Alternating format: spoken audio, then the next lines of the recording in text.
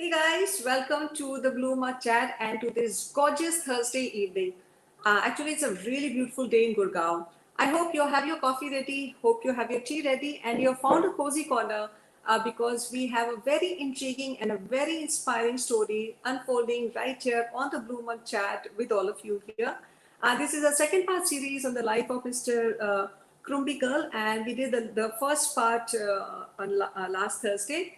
And we have with us two very prominent people with us who are working very diligently to make sure to ensure that Mr. Krumbiegel actually gets the fair share of recognition and platform that he truly deserves because of the legend that he truly is. We have Mr. Narayan Swamy with us, who also joined us last week, who is also the author of his biography. This time we also have Ganesh Shankar Raj, who is a documentary filmmaker. I will be introducing him shortly to all of you. And he is actually, as we speak, he's currently working on documenting a film about Mr. Krumbiegel, which will be releasing shortly. And we will talk about that in our conversation as well. I also have something very special for the audience this time. We have a small excerpt from the documentary that Ganesh is currently working on for the audience. So I'm going to play it for you. It'll also kind of give you a perspective on, what Mr. Krumbiegel life is all about, how, how he has actually put in his heart and soul into making sure that India is what it is today in terms of his landscape and environment and so many different aspects of how we are today. I'm going to I'm going to play the documentary for all of you. It'll also help all the viewers who couldn't join us the last time to also see what Mr. Krumbiegel life was all about, because today we will be talking about a different aspect of his life. So let me start with the documentary, and then I'm going to bring both my guests here, and then we can go ahead with the show. As always, like, share, and subscribe my channel, just_Sonal, and help me build this community. So here is the documentary for you. I'm going to put myself off the screen. The screen will go blank for a second, but it's only till the time the documentary plays. So here it is.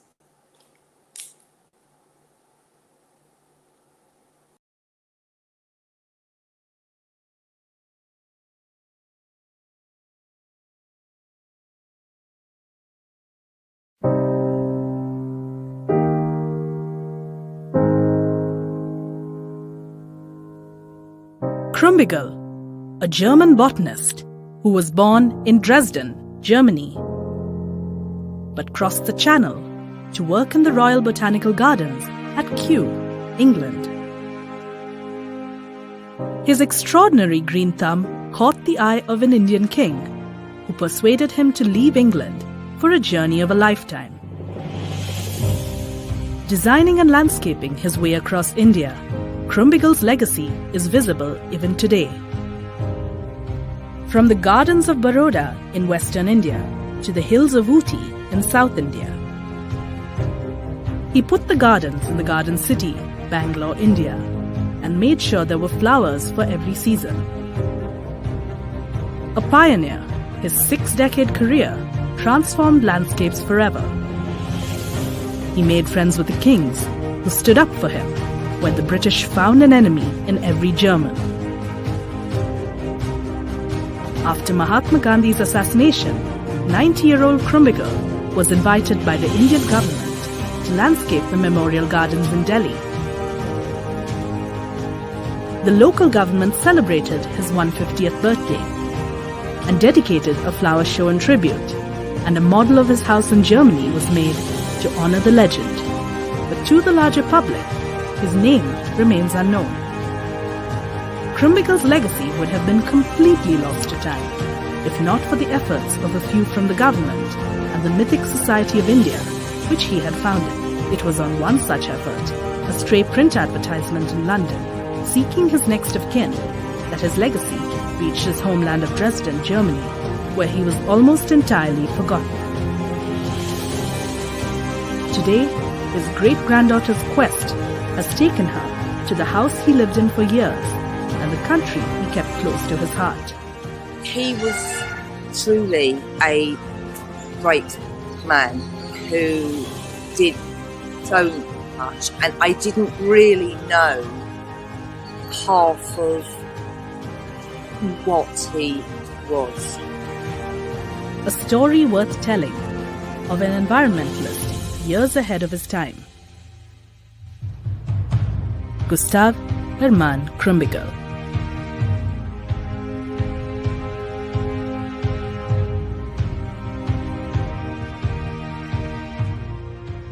Mindia, Mind of India.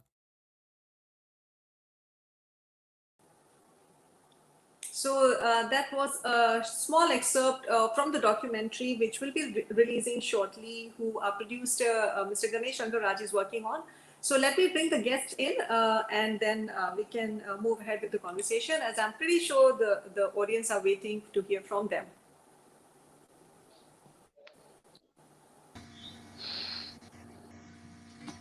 Hello. Hi, Tommy. Hello. Hi, Ganesh. Welcome to the Blue Chat. Hi. Yeah.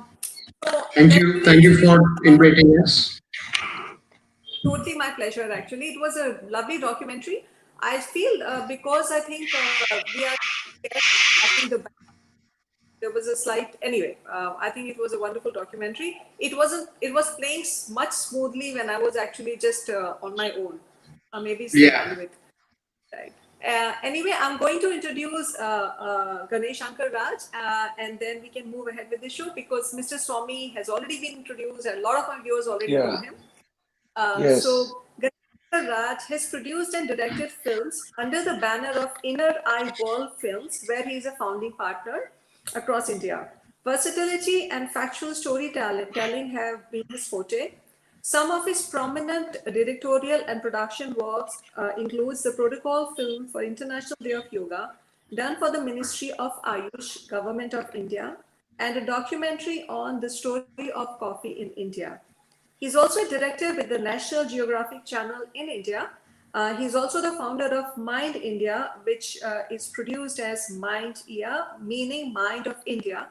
It's a digital online platform that focuses on presenting positive stories of India. Welcome to the show. Thank you.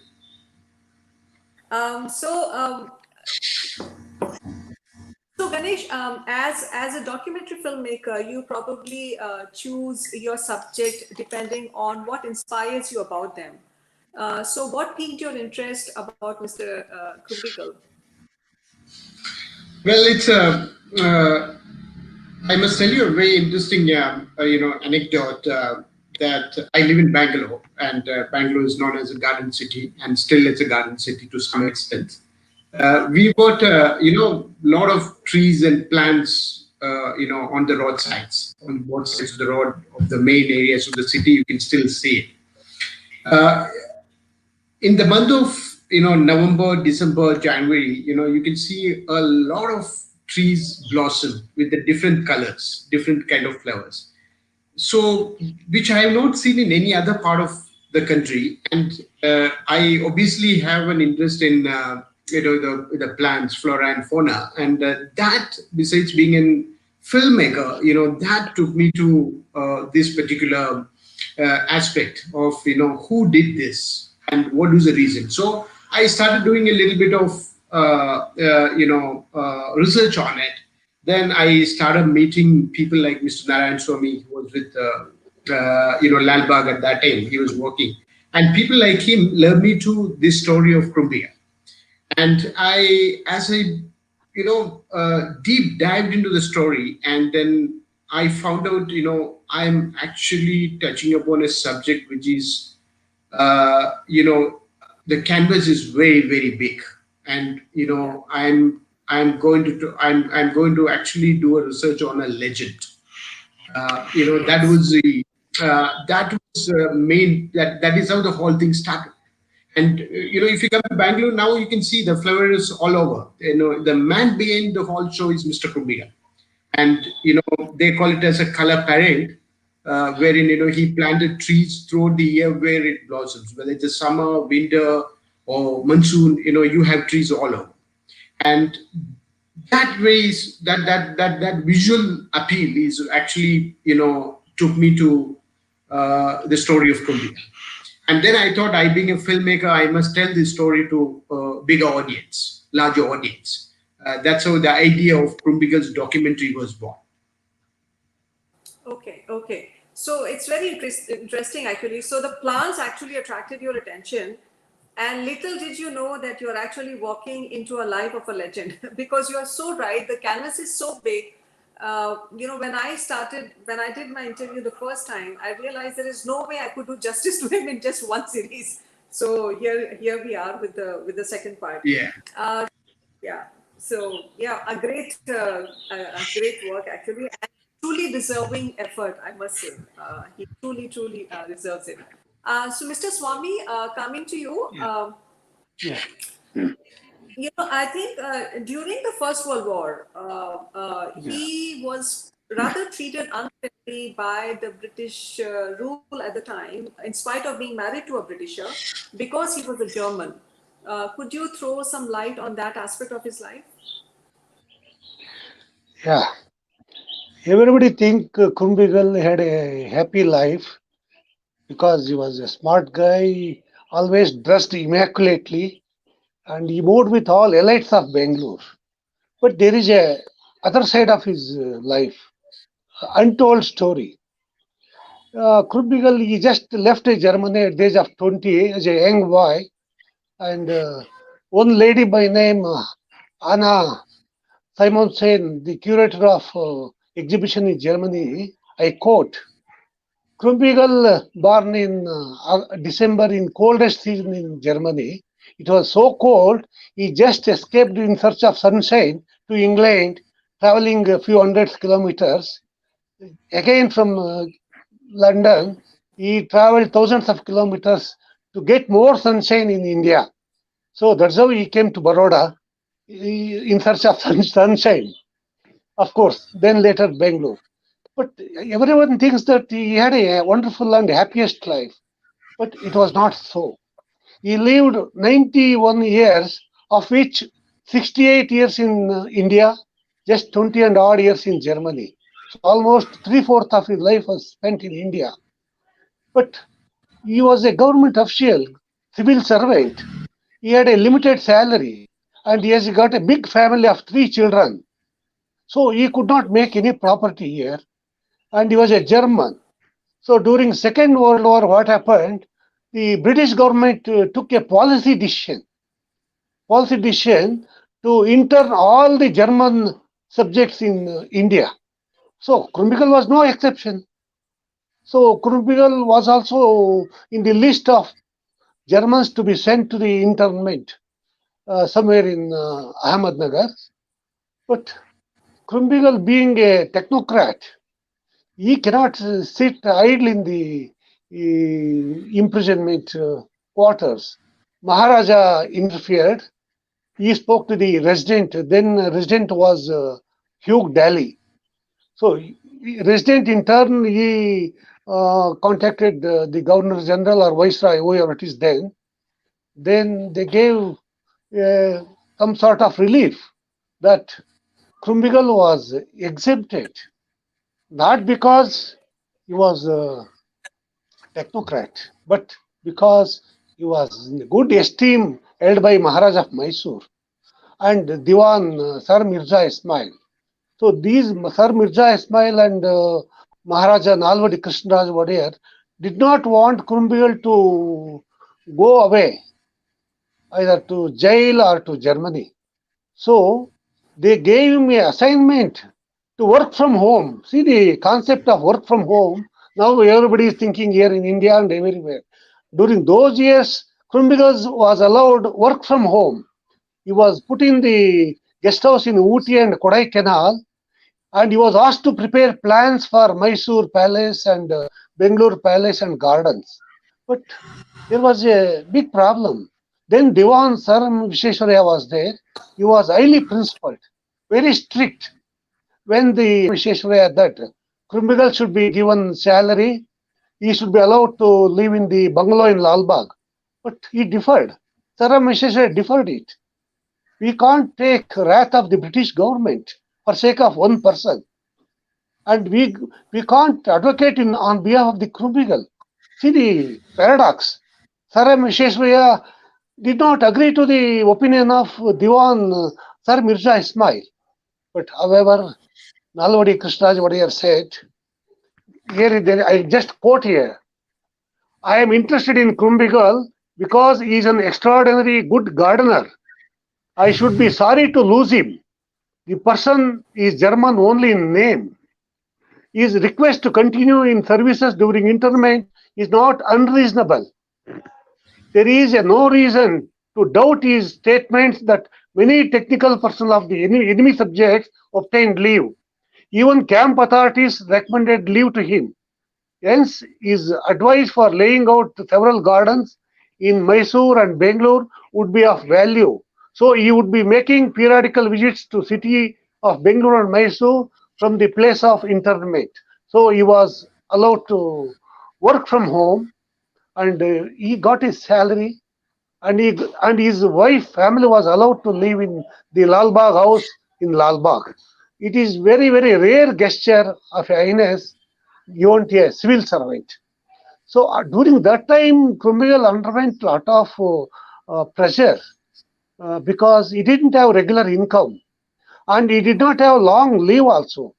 He had only 3 months of leave, that is called privileged leave. During that time, he can get salary. And after that, there is extraordinary leave, that is leave without salary. He was worrying how to maintain the family, and how to maintain the children. He had 3 children. Already 3 daughters were there. So then Maharaja gave all his benefits, disregarding the opinion of Diwan Saram Visheshwaraya. So that was the thing during First World War. He remained in guest house in Ooty, remained in guest house in Kodaikanal, and Ahmednagar camp. So that was the story of Krumbiegel tragedy during the First World War. Yeah. Okay. And from what I understand, from whatever little I've read, in 1917, all the Germans living in India were actually asked to repatriate back, especially except for the people who were 45-year-old and older. And that's why I think Mr. Krumbiegel was exempted, but he was still sent to the camp, Now right? there is He was. I have some more research on that.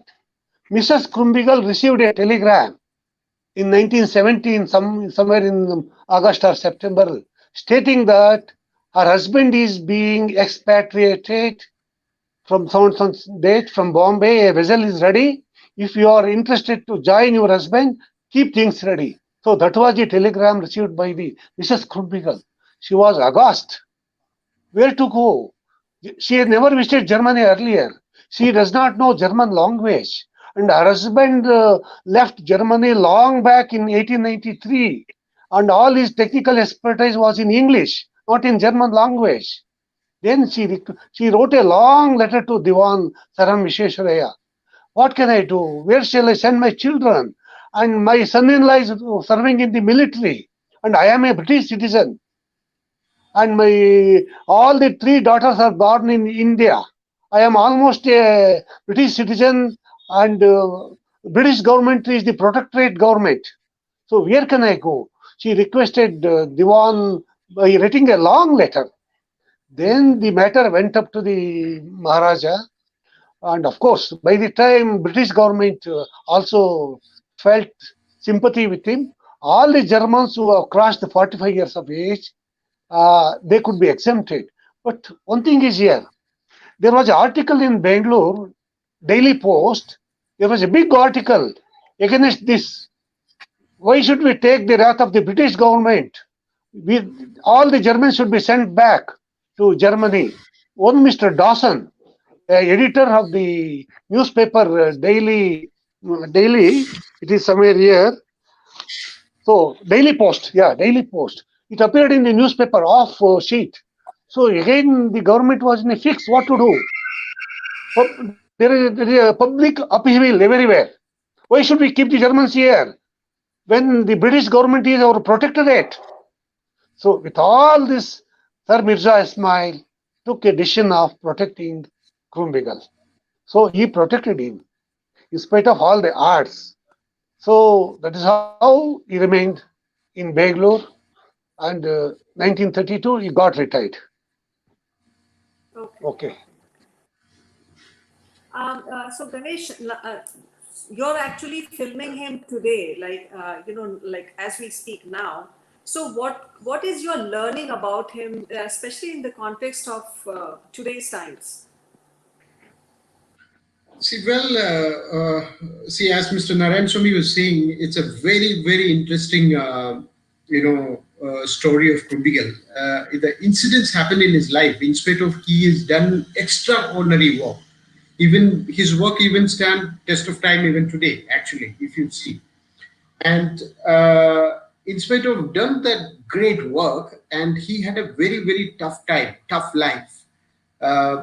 Despite of having support of Maharaja of Mysore and many other, important people.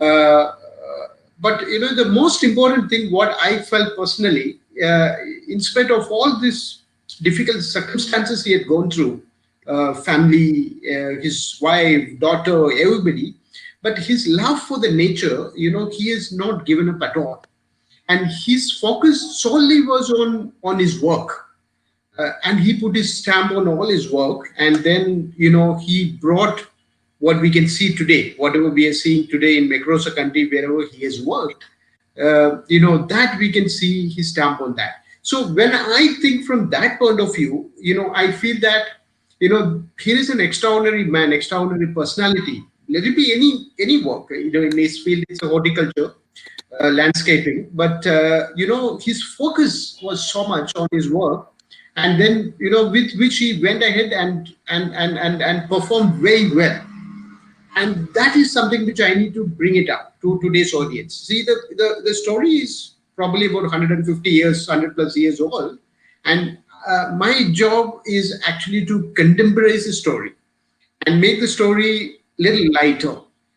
For example, the today's generation, probably may not be interested too much about the history. So how do I lighten the whole thing? How do I contemporize it, and how do I reduce the narration part and bring quite a bit in the visual side of it, because I traveled from, say, Bangalore to Baroda to Jamshedpur to Trivandrum to Ooty. I traveled to multiple places, and there are few places which we couldn't travel for certain reasons. But when we have done the research, we found out that every smallest thing.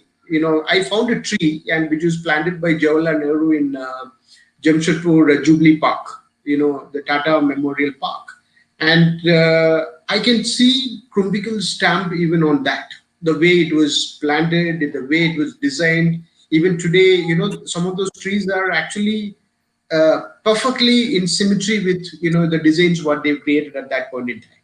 So that is what something which it really surprised me actually, and which in today's time we can't see that kind of work in India, and you can see a lot of landscaping, but the landscaping with the what would I say, which goes with the tune of the nature, so that is something which is missing even today. So today everything has become very bureaucratic. So you go to a horticulture department, the person is a bureaucrat. I'm not criticizing anybody here, but I'm saying, that's the way things are working today. But in Krumbiegel's work, I can see, there's a definitely a certain, the love with which he has actually, touched upon every vertical of the things what he has done, whether it's a horticulture, whether it's landscaping, whether it's architecture, and things like that.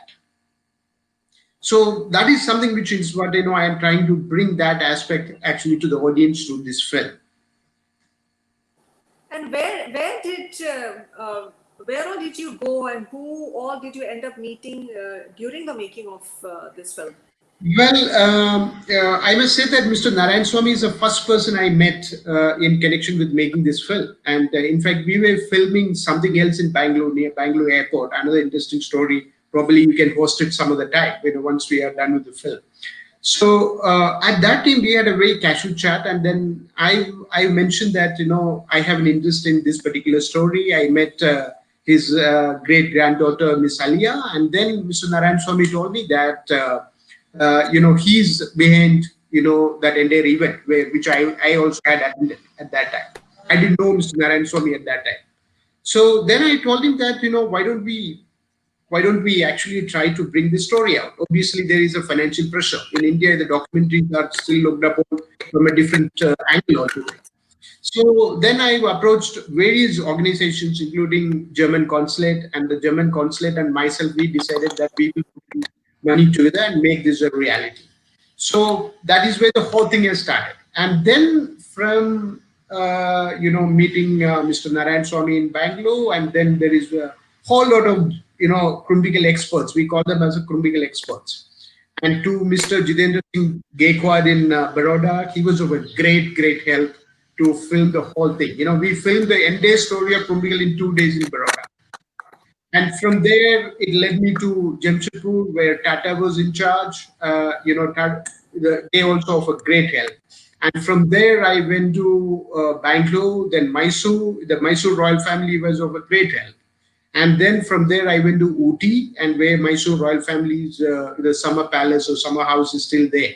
There I went and filmed. And from there, I went to Trivandrum, and wherein the royal family of Trivandrum had just said about this name, but they didn't know much about it.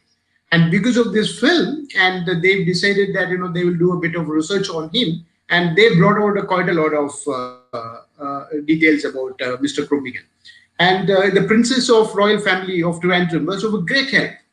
And so we not only met these people, during our research and filming. We also went and found out things what Krumbiegel has done. So we are bringing all those points, all those aspects in the film, which probably many of the experts also really get surprised when they see the film. Oh, we didn't know this was done by Krumbiegel. So that's a story. For example, if I tell you in Trivandrum, there is one particular lane, Krumbiegel had designed. That stands apart, when you look at other lanes, what they've done today, So that's the beauty of the whole thing, what Krumbiegel has done. He was a legend, and unfortunate that, nobody is aware about him. His name is not known to people. But I'm sure, the films like what we're doing, the efforts what people like Mr. Narayan Swamy making, and Sonal, I must say that even what you are doing, I was really surprised that when you called me and said that you want to do a film on Krumbiegel, that you're from Gurgaon, northern part of the country. I went to Rajkot. I asked them about who designed this, and they said, we don't know who is Krumbiegel. We don't know who is Krumbiegel. So then I did the research, and in fact, today I was, filming there. My crew was filming there in Rajkot.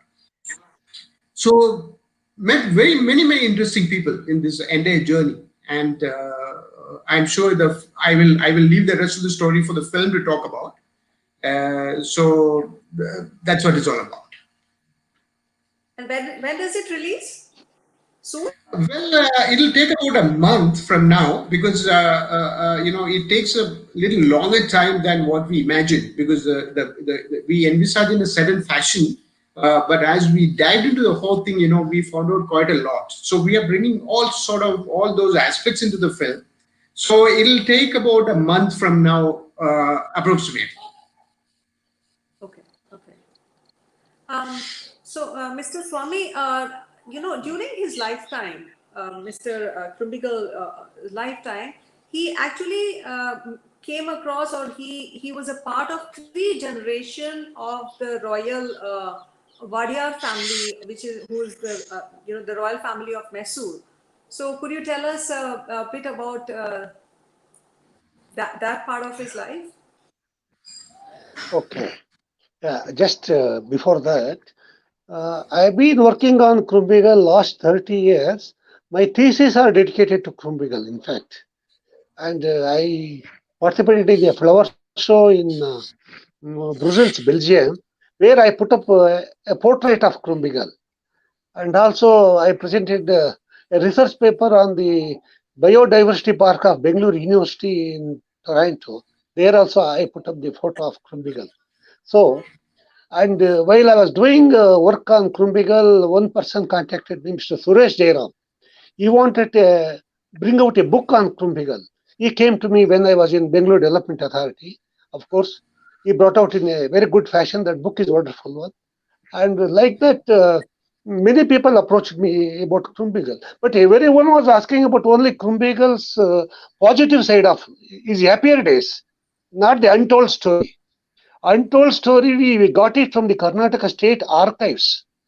Archives has preserved all the correspondence between Krumbiegel and the government. There, our heart goes there. And Krumbiegel, he came to India at the age of 22. It was in 1907. Our Nalvadi Krishnaraja Vadiyar was hardly 22 years old. Krumbiegel was already 40, 40 and odd. Imagine, see the age gap. Still, they were very, very friendly. And Krumbiegel became almost his family member of the royal family because for all birthdays of Maharaja, Krumbiegel family was invited. Even So Maharaja, yeah, this is when Maharaja, he moved from Baroda.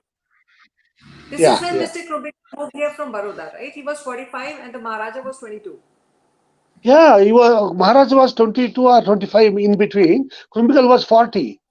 But Maharaj was so close to Krumbiegel, and whenever the function was, party was held in palace, there used to be invitation to Krumbiegel. No other civil servant. And at one time, not one time, every time he presented a very good gift. You have seen that Gandaberunda wrist, that bracelet. That Maharaja gave it to the Krumbigel's daughter when Krumbigel was in the Ahmednagar camp.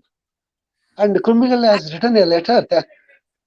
Yeah, thanking. Alia, Alia shared Yeah, that yeah, yeah. bracelet last week. Yeah, yeah, yeah.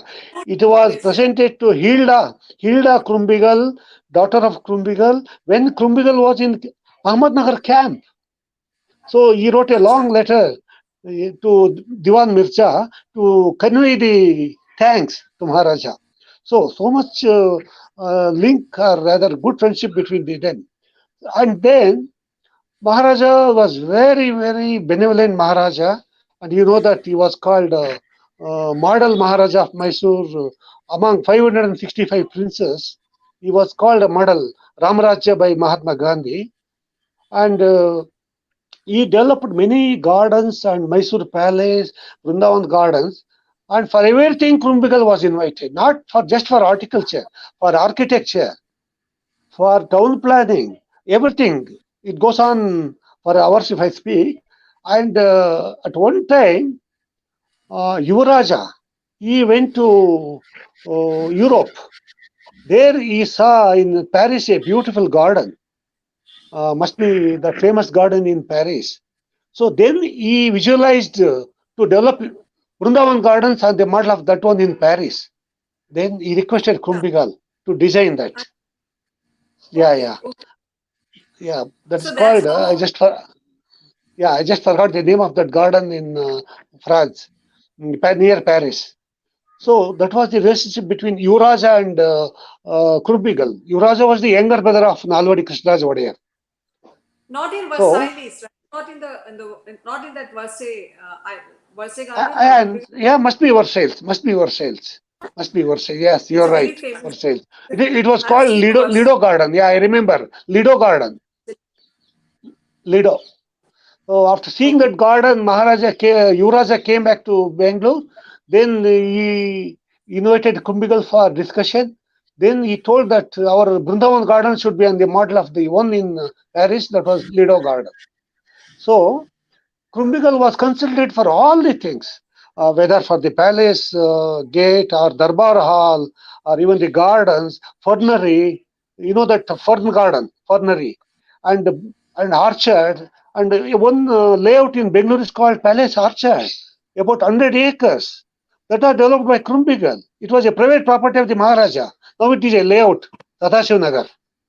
So, as time would have it, in 1940, Maharaja died, Nalvadi Krishnaraj Vade. Hardly he was 50 years old, 50 years old, Maharaja, whereas Kumbigal was already 70 years old. See the age gap. He died because of natural death. Then the young boy was born in 1917 when Krumbigal was already 45 and already completed 20 years of service. That was called Jaicham Raja Vadiyar. He was just born in 1917. but he had to become Maharaja in 1940.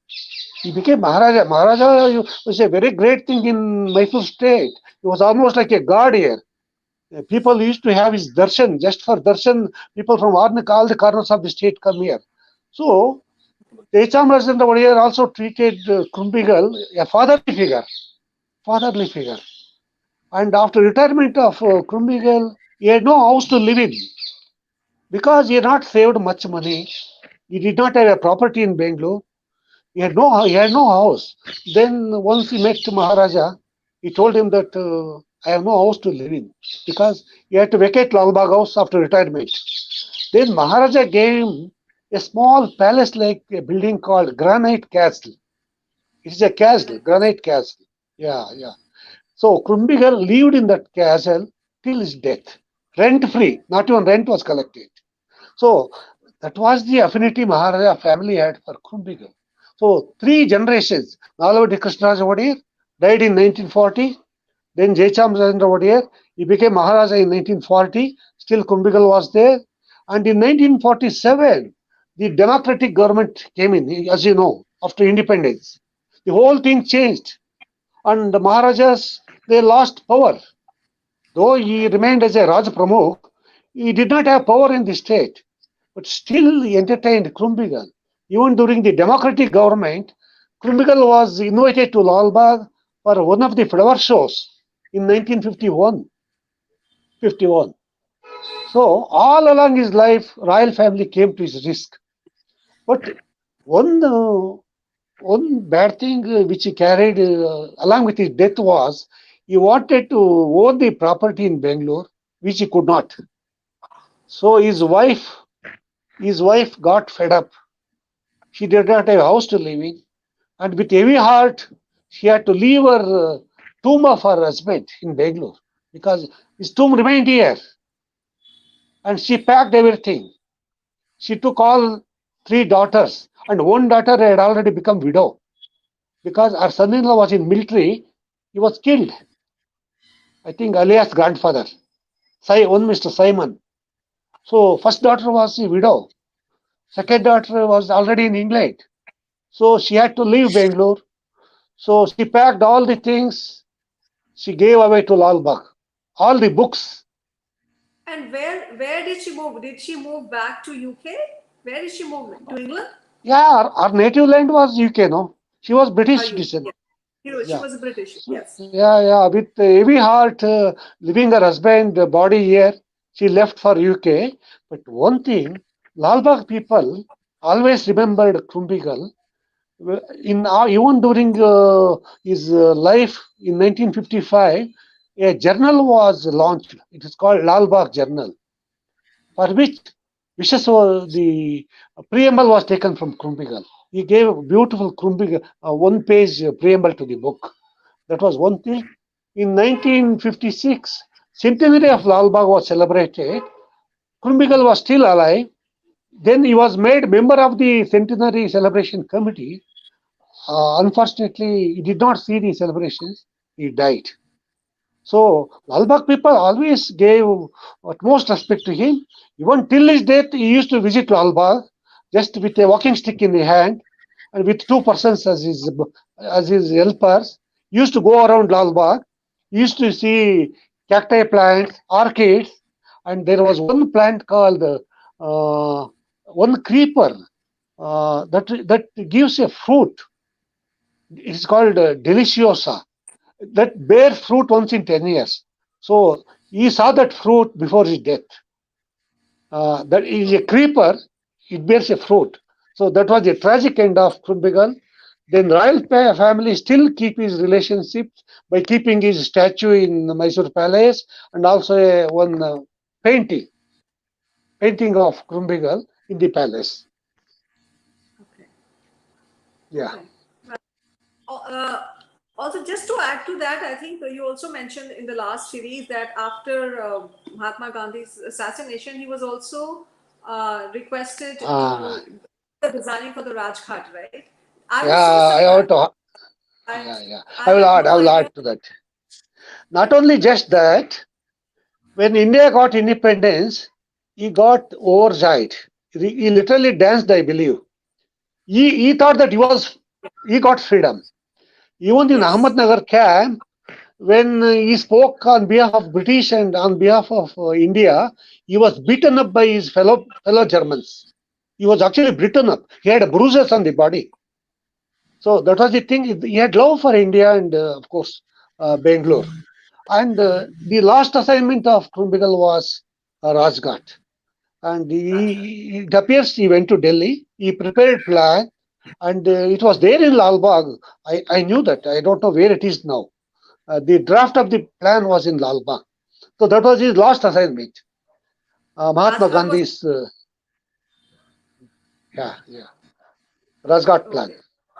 Rajghat plan. Okay. It's just amazing. You know, I had no idea. As a child, I visited Vrindavan Gardens, I visited Mysore, I've been to Rajghat, but I had absolutely no idea about Mr. Krumbiegel at all. And it's not just the gardens. I think it's this.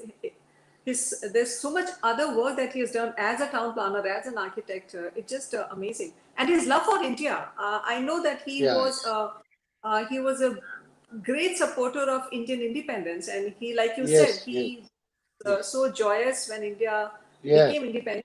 That was why I guess the Britishers were not too happy with the way that he was.